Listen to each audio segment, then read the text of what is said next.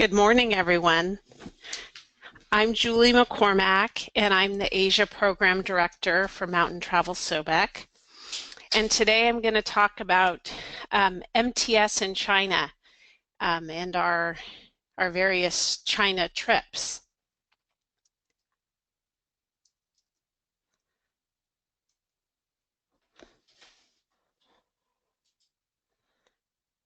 I'm just trying to move through okay, sorry about that. So I have long been traveling to China. I first traveled to China in 1986 solo. I didn't plan to start out traveling solo, but my friend backed out on me at the last minute, and I had been studying in Taiwan, and I still really wanted to go. China was sort of a forbidding place in 1986, still very closed and still very communist. And it was a very interesting experience, but also a very trying experience. But I did fall in love with it, and I have traveled there probably 20 times since then, all over. And I loved it so much that I wanted to move my entire family there for a year, and we did that. We moved to Chengdu in 2010, and we put our two kids who were 8 and 10 at the time, in Chinese medium schools, and we all had also a very interesting and at many times quite trying experience. So that's enough on me, and I wanted to move on to a very short intro on MTS. We have been around since 1969. We're close to celebrating our 50th anniversary, and we really started adventure travel in the US and maybe beyond. Our first trip was a trek to Everest Base Camp, and we still operate those trips today. We also have an amazing staff who continue to travel on their own and with the company and love to do all sorts of outdoor activities, but our guides are really what make our trips. Our guides are mostly local, mostly very ensconced in the regions where they lead trips. They love guiding, they're enthusiastic, they live to share their part of the world with our travelers.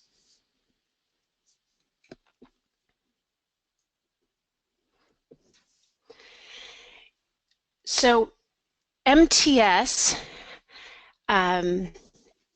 our China adventures are very specific to the west and southwest of the country. And when I was designing our China trips, I concentrated on this area because I think it has a lot of interesting aspects. There is more open space, there's less development, and there are hundreds of different and unique ethnic minority cultures in the regions. So this includes the vast western part of China, which includes Xinjiang and Tibet, but it also includes the other provinces surrounding those areas, and then extends into the southwest with Sichuan and Guizhou and Guangxi, where we have trips. We also cover the rest of China, and we are very experienced in doing your traditional China trip of Beijing, Xi'an, Shanghai, maybe the Guilin area, which we have as part of our Real China Villages of the Southwest trip. But we can really do anything our customers would like to do in China, either as an FIT or possibly as an extension to one of our other trips, scheduled departures.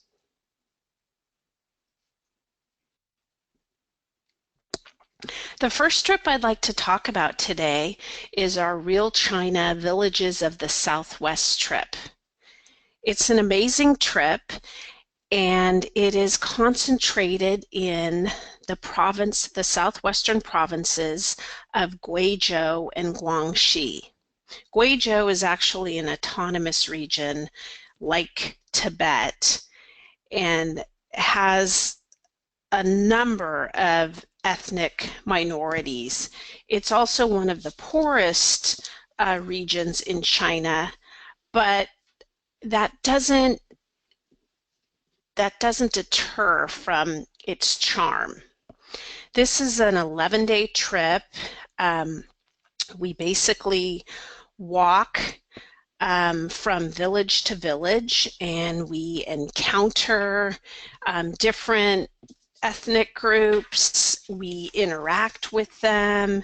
We get to participate in some of their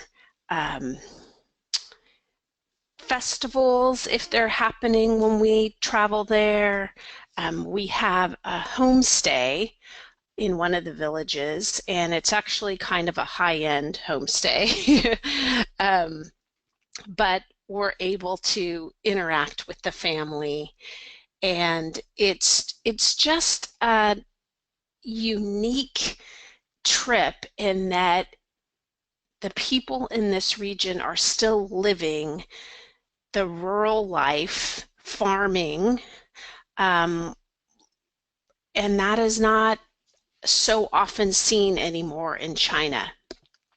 The trip then moves on to Yangshuo, which is the more charming neighbor to the big city of Guilin, but it still has the beautiful karst scenery. And in Yangshuo, I always say that Yangshuo is one of the most laid-back places in China. And China is not a country that does laid-back very well.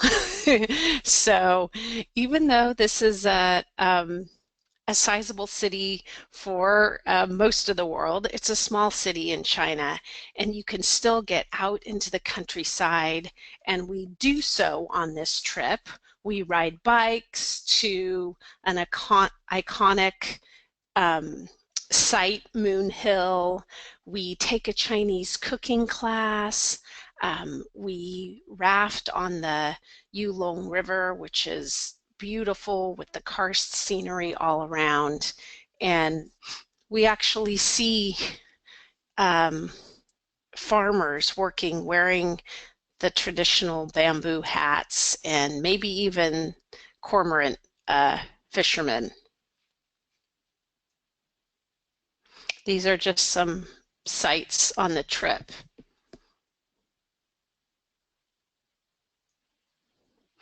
We have 3 departures of this trip in 2017, and we also have 3 departures in 2018. And we will the 2018 dates and prices are up on our website now, and our catalog will be coming out in a month or so. If you are, well, I'll talk about contacting Brian, our sales specialist, at the end. The next trip that we offer in China is in Xinjiang province, which is the ancient Silk Road. This area is still, still much less visited than the rest of China, partly because it's so far to get out there. It's a 6-hour flight from Beijing out to either Urumqi or Kashgar, but it shouldn't be missed in terms of the history, the culture, and the just learning about this whole Western region that then abuts a lot of other countries, from Pakistan to Tajikistan to Kyrgyzstan in the West. This trip is a 16-day trip, and it's moderate. It doesn't include a lot of hiking, but we rate it moderate just because travel in this part of the world can be challenging sometimes.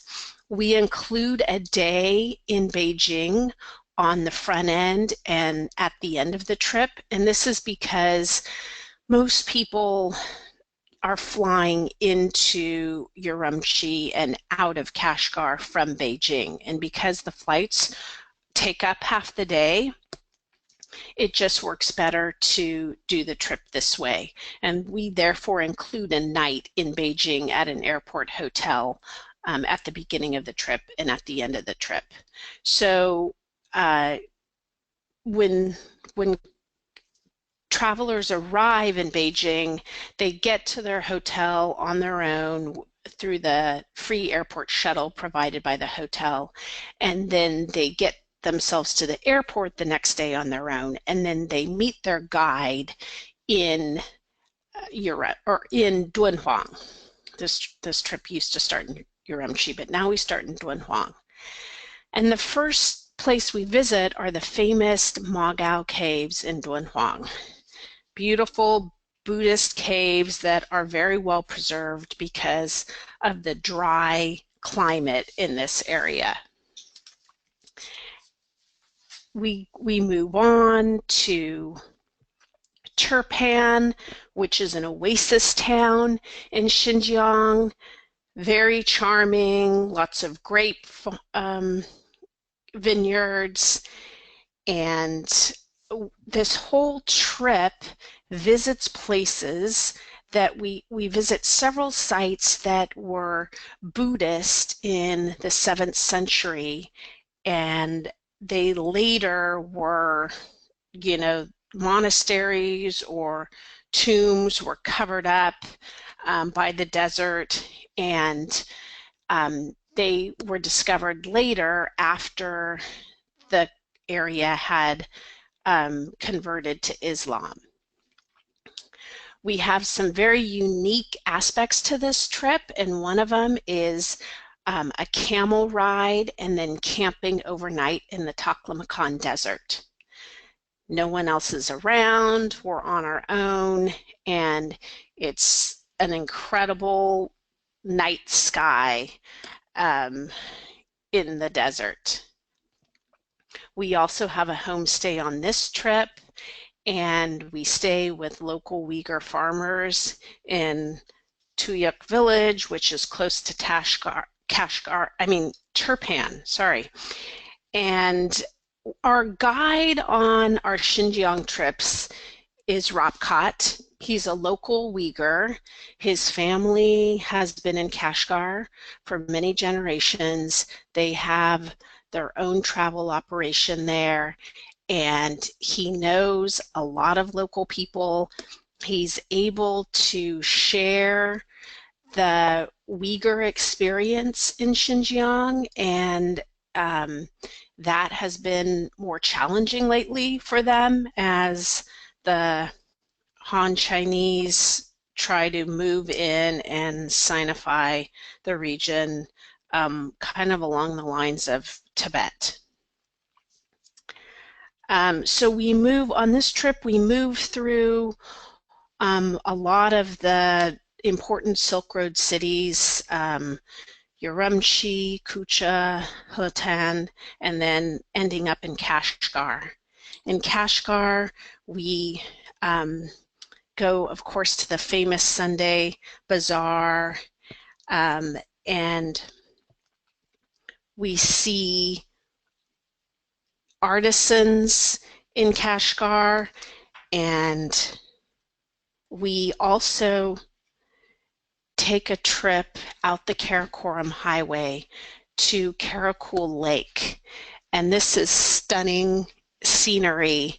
The Karakoram Highway heads all the way to Pakistan. We just drive a few hours out there, but it enables trip participants to see what stunning mountain scenery is in this area, in the Karakoram and the edge of the Karakoram range. This is a photo of the Mugout Caves. Once again, all the information for this trip is on our website, or you can contact our sales specialist, Brian Allen.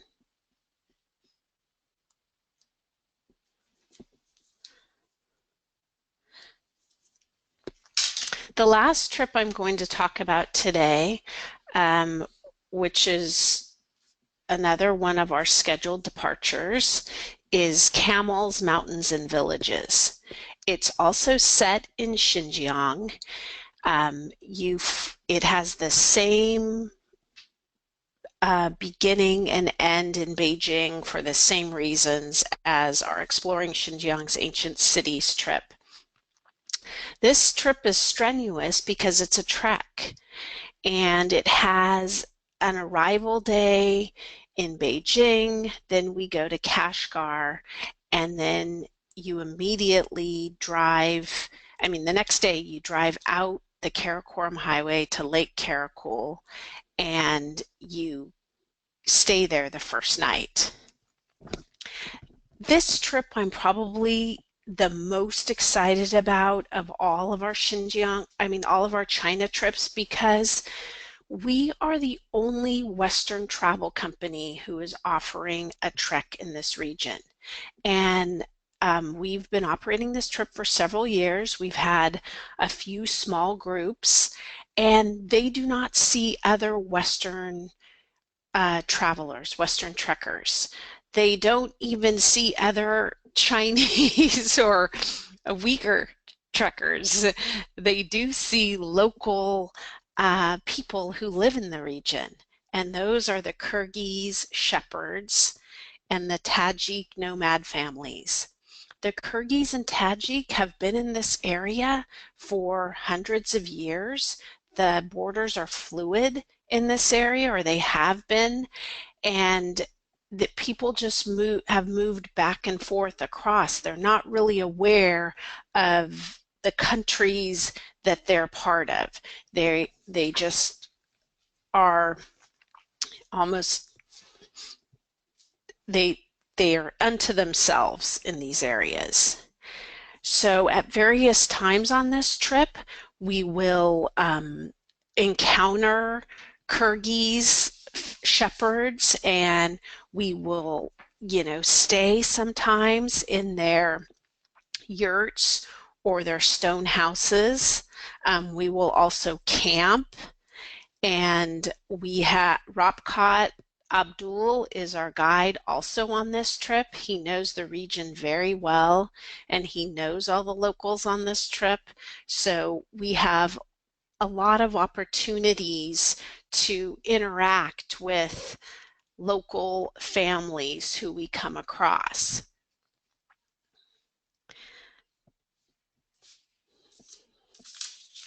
The Kyrgyz,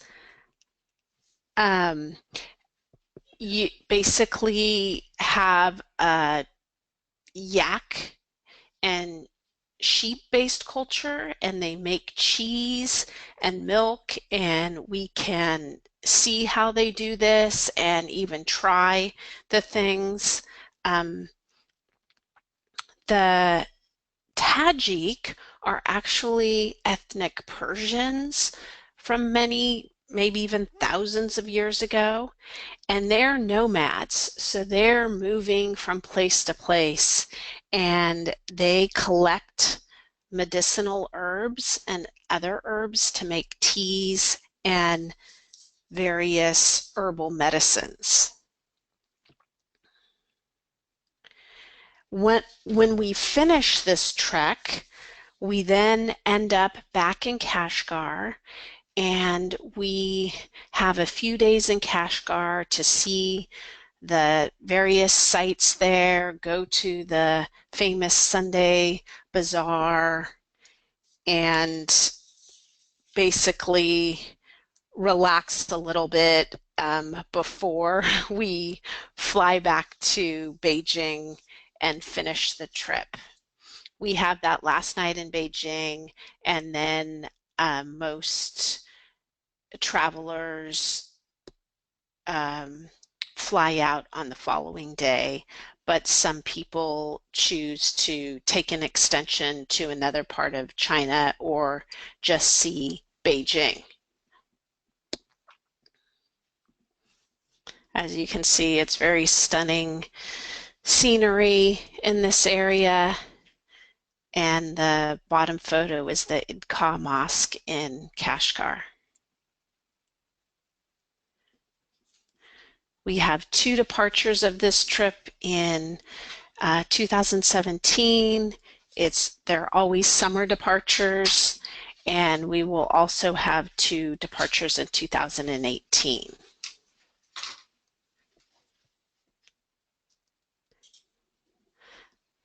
That is everything I have so far for our China trips, and I'd love to take any questions that any of you participants have about these trips or about what MTS can do in China.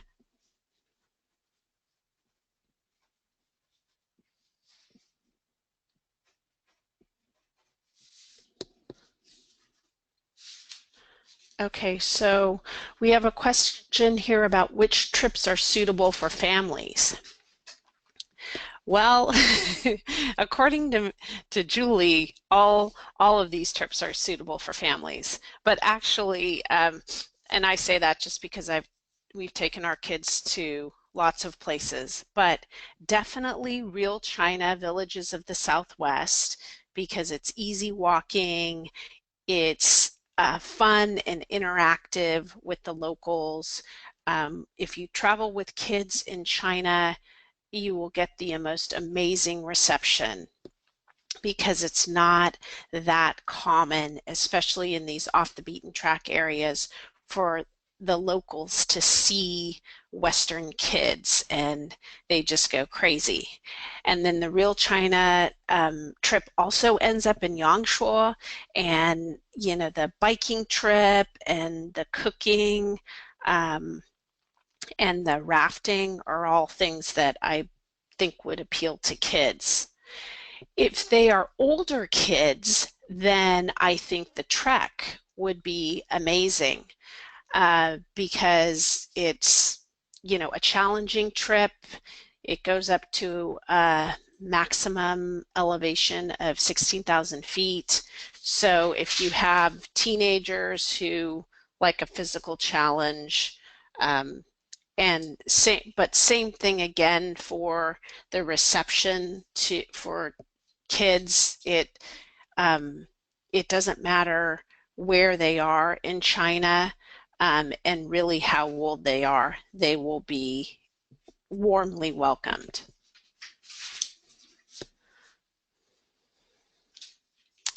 And we have another question about how difficult the hikes are on the Southwest China trips. These hikes are not difficult. A lot of them are walking along rice paddies, little paths along rice paddies, so they're generally flat.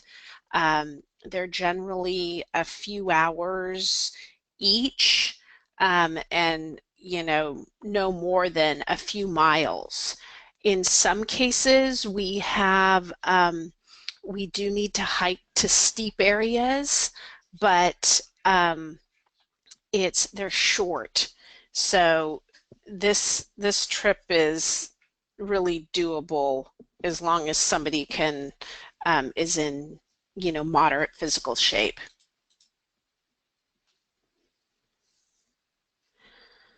We have another question about extensions from Beijing. We have a number of pre-packaged extensions, and we have one that is just Beijing for 4 days. We have Beijing, Xi'an, and Shanghai. We have Beijing, Xi'an, and Yangshuo, where we end up on the Real China trip. All of these are available. We also are happy to put together any kind of custom extension. And one of my favorite areas that we don't currently have a trip is Yunnan province. The northern part of Yunnan is all Tibetan, and it's an area, there are many areas in China where outside of Tibet, which is just an area that has been designated by the Chinese, but the Tibetans have historically been in Sichuan province, in Yunnan province, in Qinghai province. The current Dalai Lama is from Qinghai province, and even in Gansu province. So Yunnan is very interesting. It borders Tibet. The southern part of Yunnan borders Burma and I think Vietnam, and it has a whole different group of ethnic minorities.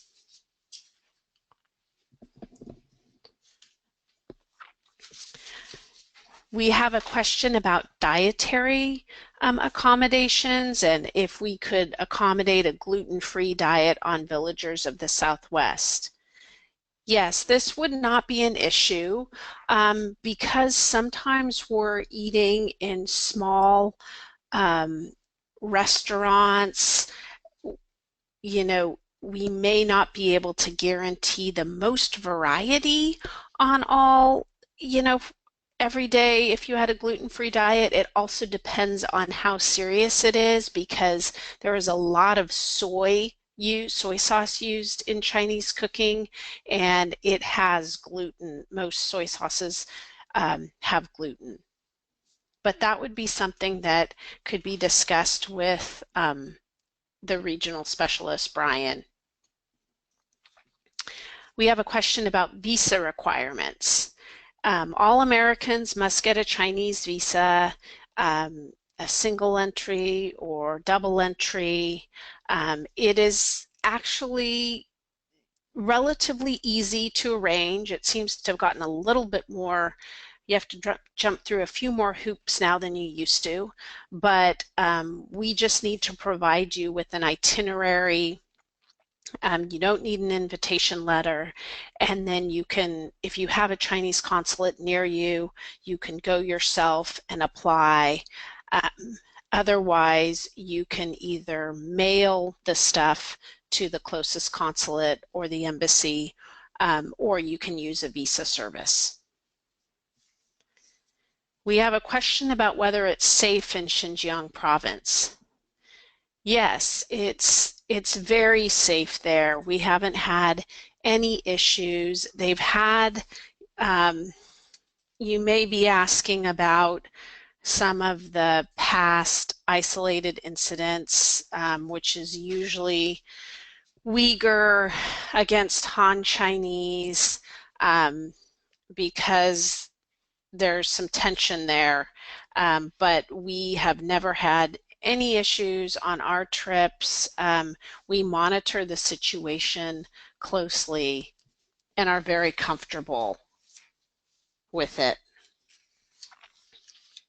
I have a question about how hot does it get in southern China? Well, for our Real China Villages of the Southwest trip, May and June are warm, but not horrible. They're probably in the 70s and 80s. Southern China is humid though, so you definitely feel that. August is going to be a little bit hotter. It could even be into the 90s.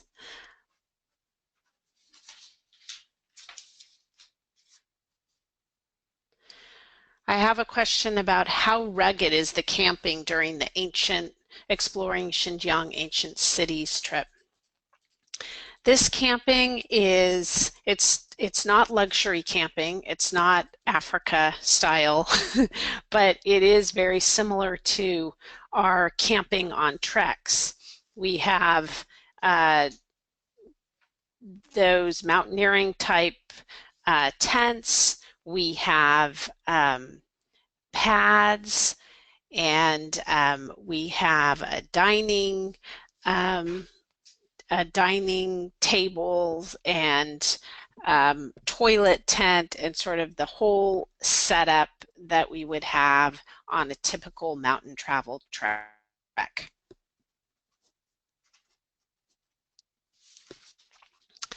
And I have a question about what the meals are like on camels, mountains, and villages. Um, so when we're in Kashgar, the meals are different. We'll have, local Uyghur food, which is a lot of kebab. It's really good. It's kebabs, lamb, and beef. And then there are salads, cucumber and tomato, and they have rice, very flavorful rice, and excellent breads, sort of the Middle Eastern type breads, or Indian. And sometimes we'll have Chinese food. And on the trek, we have kind of typical trekking food for breakfasts. We have hot cereal and eggs, and maybe sometimes pancakes and that sort of thing.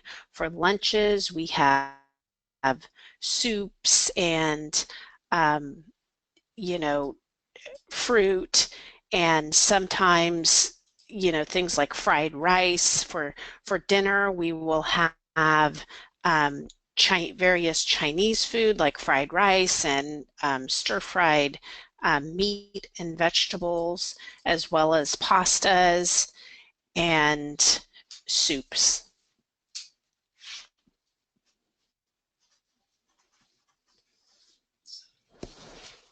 Okay, I think that's all of the questions we have. I'd like to thank everybody for participating today. And if you know anyone who didn't participate, or you just want to hear any of the information again, this webinar will be posted up on our website on the various trip pages. And feel free to